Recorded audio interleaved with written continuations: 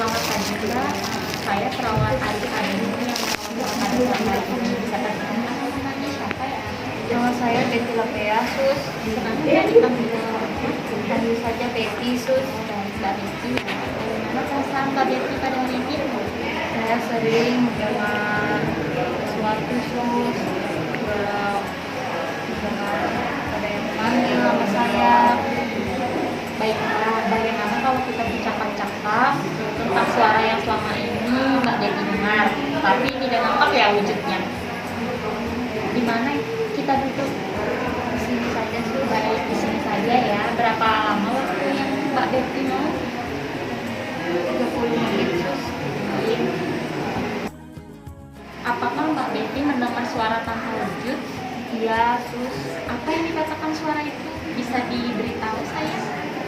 Suara memanggil nama saya, Sus. Suara teriakan.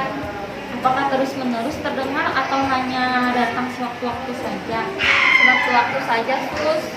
Kapan paling sering mendengar suara tersebut? Pada malam hari, Sus. Suara tersebut kira-kira berapa kali dalam sehari Mbak Betty mendengarnya? 5 sampai 6 kali. Pada situasi apa suara itu terdengar? Pada situasi malam hari, Malam Sus. hari, pada saat Mbak Betty sedang duduk sendiri atau bagaimana? Sedang sendiri, Sus.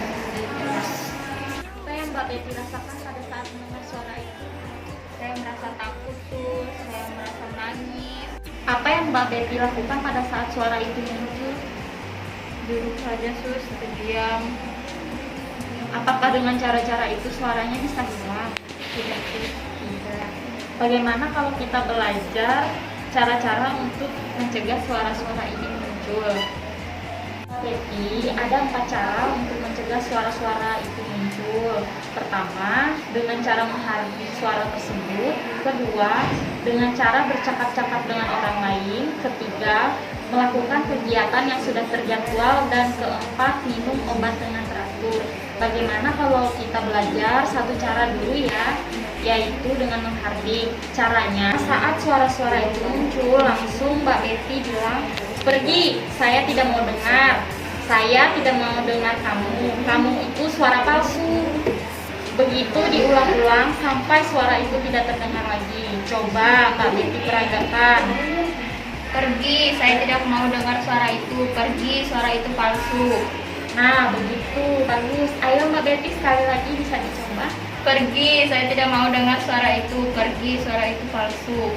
Ya, bagus. Bagaimana perasaan Mbak Betty setelah pelajaran latihan kita tadi? Saya merasa lebih nyaman, Sus. Lebih lega.